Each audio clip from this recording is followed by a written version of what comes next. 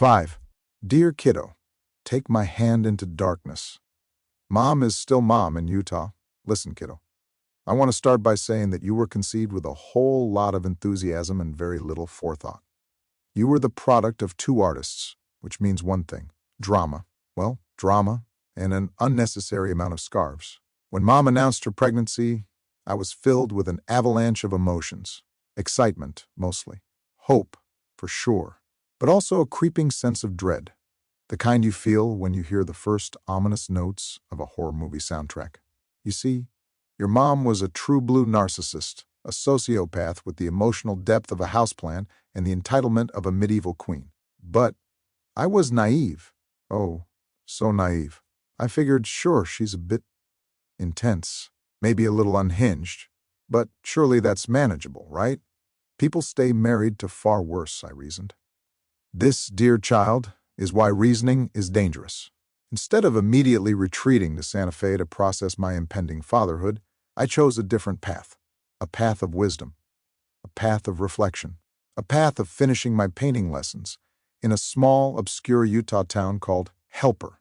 Yes, the town was literally named Helper, as if it were a lost Teletubby. This was my grand attempt at absorbing the enormity of my life pivot while holding a paintbrush. But Mom wasn't about to let me process anything in peace. No, no, no. She arrived in Helper for a grand tour of the national parks and to pepper our travels with moments of pure, unfiltered lunacy.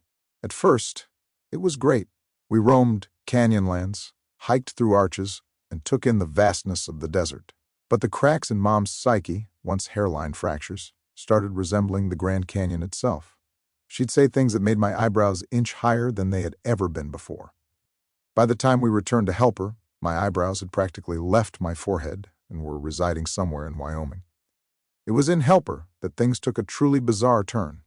We had been given a special suite at the historic hotel, thanks to my lovely mentors David and Marilu. This suite belonged to Anne, a generous donor who had done a lot for the local art scene.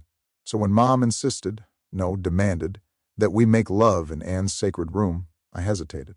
Correction, I flat out refused.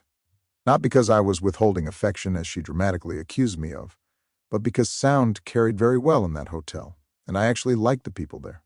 Also, considering we had just spent our time in Moab engaging in activities that would make a Puritan faint, her claim that I was depriving her of affection was, frankly, laughable. But oh, it didn't stop there. At the artist gathering that David and Marilu hosted, for Mom, I had a completely innocent conversation with another female artist. She was there with her boyfriend. It was about as platonic as a conversation about paintbrush bristle quality could get. And yet, Mom lost it. I watched in horror as she combusted like a malfunctioning firework, flipping out because I had dared to engage in conversation with another woman. Meanwhile, she had ongoing emotional affairs with every ex-boyfriend and potential suitor in her Rolodex. It was as if she had purchased a one-way ticket to Crazy Town and demanded I come along for the ride. That night, after the party had been thoroughly ruined by her theatrics, I lay awake in Anne's sacred room, staring at the ceiling and contemplating my life choices. How had I ended up here?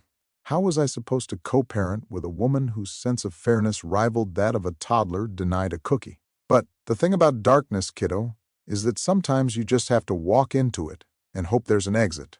And this was just the beginning. Buckle up.